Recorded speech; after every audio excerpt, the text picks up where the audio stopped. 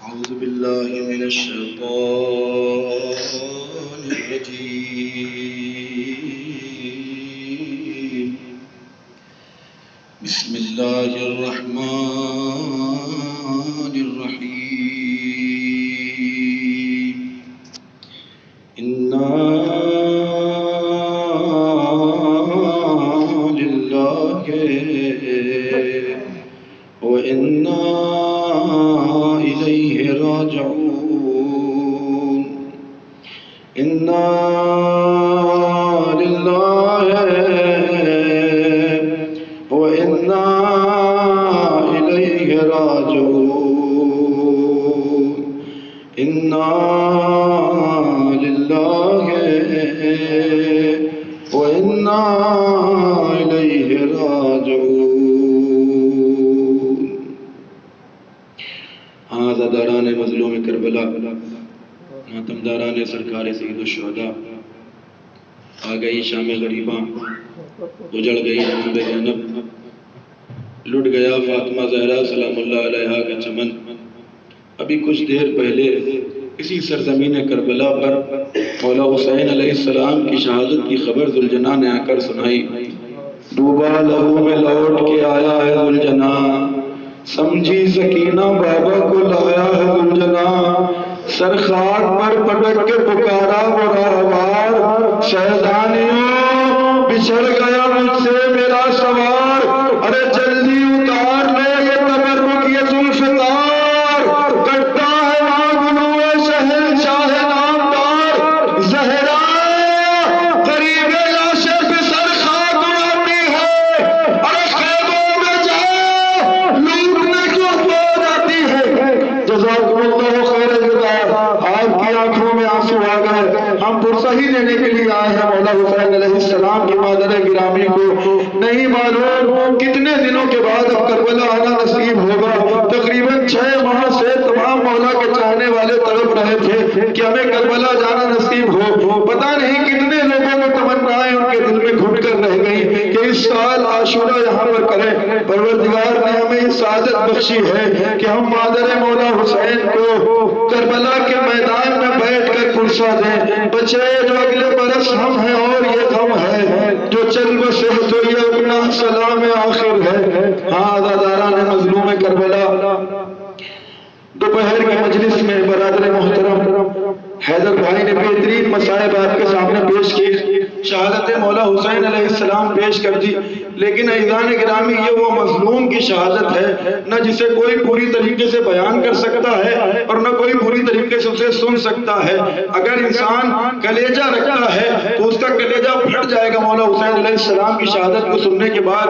مجھے مولا حسین علیہ السلام کا مقتل نہیں پڑھنا ہے، لیکن وہ جھلکیاں وہ روایتیں آپ کے سامنے پیش کروں گا جو مولا حسین علیہ السلام کی شہادت سے پہلے واقع ہوئی ہیں۔ جب مولا حسین علیہ السلام زین سے زمین پر آئے، میں نے کہا پوری شہادت پڑھ دی ہے قبلہ نے، بس کچھ جھلکیاں آپ کے سامنے پیش کرنی ہے، بڑی آسانی سے سن لیتے ہیں۔ مولا میرا شہید ہو گیا اور بی بی زہرا نے اپنے بالوں کو بکھرا دیا، لیکن ذرا سوچیں، تصور کریں، مصائب تصور کا نام ہے۔ شہادت مولا حسین علیہ السلام سے پہلے مولا کے زین سے زمین پر آنے کے بعد کیا کیا ستم ٹوٹے ہیں مولا حسین علیہ السلام پر۔ راوی نے لکھا، جب جناب مختار نے راوی سے پوچھا تھا کہ تو نے ایسا کون سا منظر دیکھا تھا جو تجھے کربلا میں سب سے زیادہ دردناک لگا، تو اس راوی نے کہا تھا میں دیکھ رہا تھا جب حسین زین سے زمین پر آئے، ایک شقی حسین کے ہاتھوں کی انگوٹھی اتارنا چاہتا تھا، لیکن امام حسین کے انگلیوں میں سوجن کی وجہ سے وہ انگلی اتر نہیں رہی تھی۔ کچھ دیر کے بعد اس نے کیا کیا سنے گا؟ کہا اس نے اپنا خنجر نکالا، امام مظلوم کی انگلیوں کو قطع کرنا شروع کیا۔ امام مظلوم نے صدا دی اماں تیرا حسین۔ جزاکم اللہ خیر الجزا۔ خدا آپ کو کوئی غم نہ دے سوائے غم سید الشہداء کے۔ ایک روایت میں نے استاد محترم نے سنائی تھی جب میں تنظیم اپنے مدرسے میں تھا، وہ یہ کہ وہ بیان کرتے ہیں کہ عرب کا دستور یہ تھا اور آج بھی ہے کہ وہ اپنے کمر پر حزام باندھتے ہیں اور وہ بڑی قیمتی ہوا کرتی تھی۔ ایک شکی آیا، آنے کے بعد جب کوئی مولا کی انگوٹھی لوٹ رہا تھا، کوئی پیراہن لوٹ رہا تھا، اس نے مولا کی حزام میں ہاتھ ڈالا۔ امام کوشش کرتے ہیں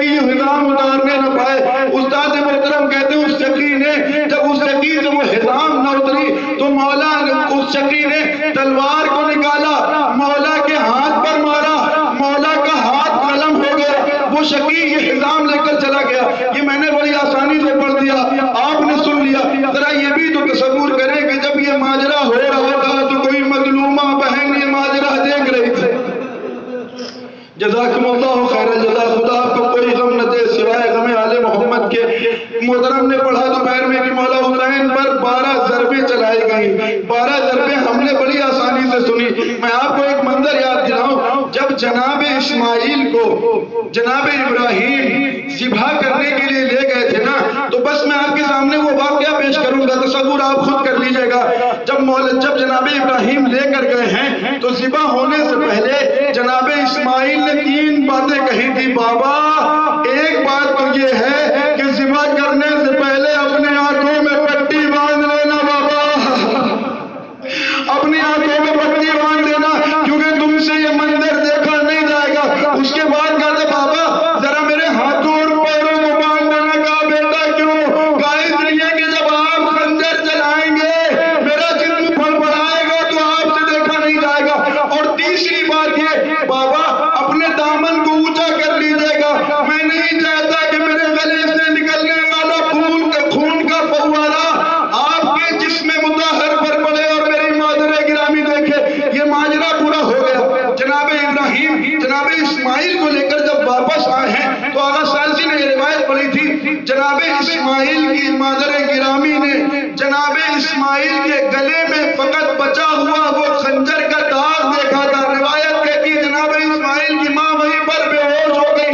میں کہوں گا اے مادر اسماعیل، آپ نے فقط نشان دیکھا، آپ بے ہوش ہو گئی۔ سرزمین کربلا پر قسمتوں کی بلی رسول کی بیٹی 12 ضربیں حسین مظلوم پر چل رہی تھی۔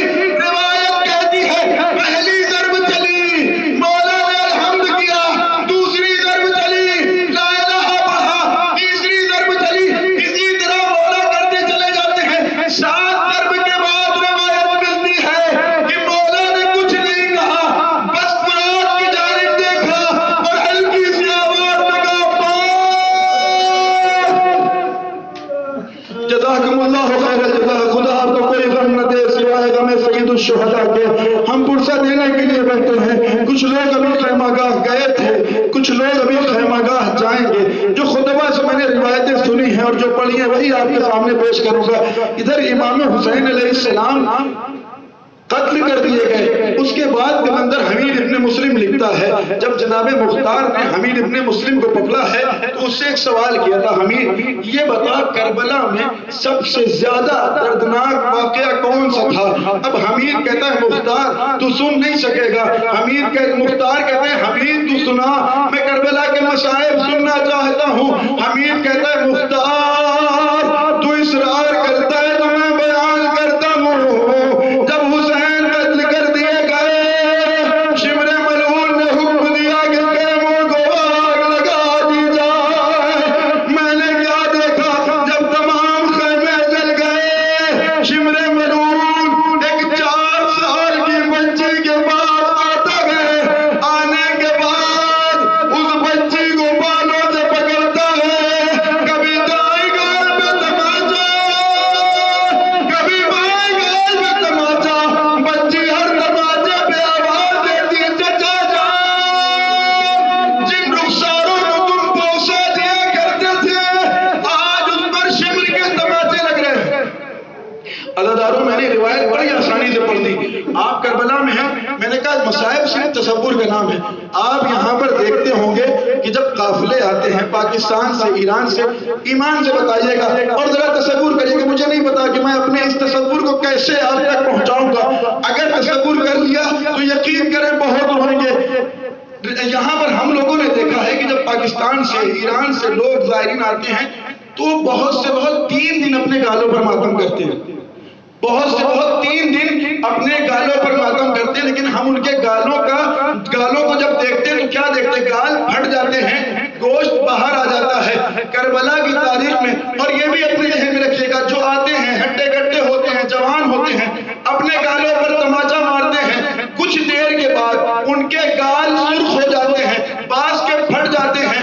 اب ذرا تصور کریے گا، تاریخ نے یہ تو لکھا ہے کہ جناب سکینہ کو تماچے مارے گئے، لیکن کسی تاریخ نے یہ بیان نہیں کیا کہ جناب سکینہ کو کتنے تماچے لگے تھے۔ کربلا سے لے کر شام تک ہر موڑ پر جناب سکینہ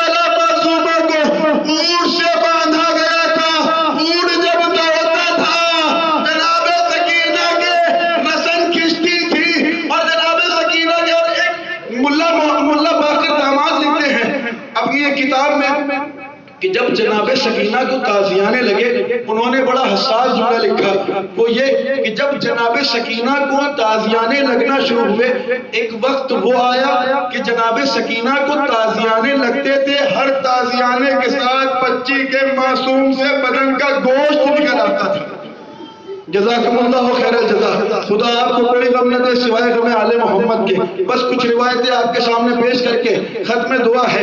ہاں، عزاداران مظلوم کربلا، یہی وہ شب ہے جسے شام غریبہ کہا جاتا ہے، یہی وہ شب ہے۔ کل بھی شب عاشور کو خیمہ گاہ حسینی پر پہرا دیا جا رہا تھا، آج بھی پہرا دیا جا رہا ہے، لیکن جب کل پہرا دیا جا رہا تھا، پہرا دینے والا غازی عباس علمدار تھا، آج پہرا دینے والی جناب زینب ہے۔ کل پہرا دیا جا رہا تھا، لیکن سب ماں بہنوں کے سروں پر چادر سلامت تھی، آج زینب پہرا تو دے رہی ہے، لیکن سر پر چادر نہیں ہے۔ ہاں داداران مظلوم کربلا، یہی وہ شب ہے کہ جب روایتوں میں ملتا ہے، علامہ طالب جوہری نے یہ روایت پڑھی ہے، وہ یہ کہ جب شمر ملعون نے خیموں میں آگ لگائی نا، کچھ دیر کے بعد جب خیمے جل کر راکھ ہو گئے، جناب زینب سید سجاد کو خیمے سے باہر نکال کر لے آئی۔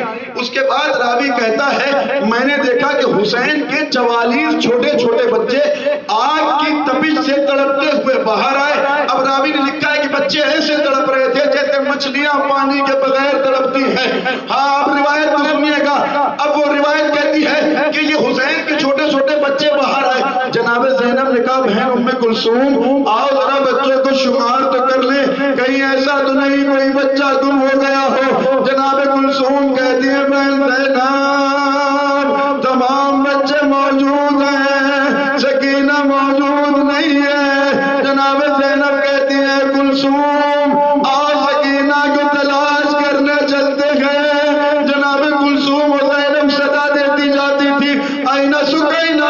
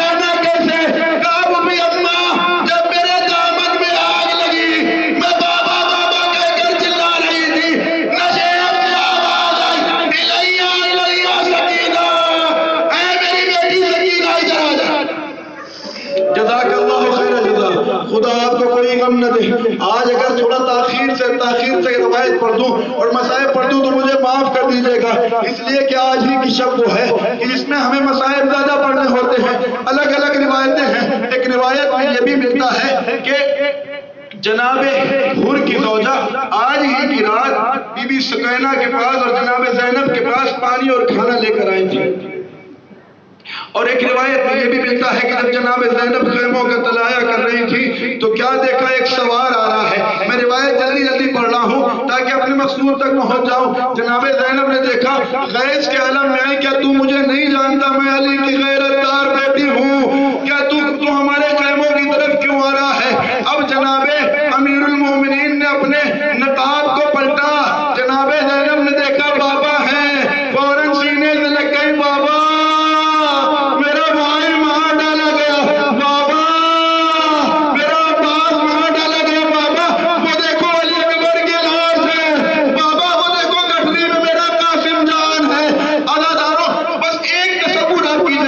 یہاں پر جتنے افراد بیٹھے ہیں سب کے یہاں چھوٹے چھوٹے بچے ہیں جو صاحب اولاد ہیں، ان کے یہاں بچے ہیں اور ہم سب نے بچوں کو دیکھا ہے، بچوں کی ایک فطرت ہوتی ہے، ذرا تصور کریے گا جب بچوں کو چوٹ لگتی ہے اور وہ اپنے کسی بزرگ کے پاس جاتے ہیں تو جانے کے بعد اپنی چوٹ کو دکھاتے ہیں، بابا یہ چوٹ لگی ہے، چچا یہ چوٹ لگ گئی ہے، بابا یہ دیکھو میرے نیل پڑ گئے ہیں۔ میرا تصور کہتا ہے جب جناب سکینہ نے دادا علی کو دیکھا ہوگا تو بات گئی ہوگی، دادا کانوں میں خون بہ رہا ہے، دادا یہ دیکھیے کبر کے تماچوں کے نشان، دادا بابا نے تو گوشوارے بنائے تھے،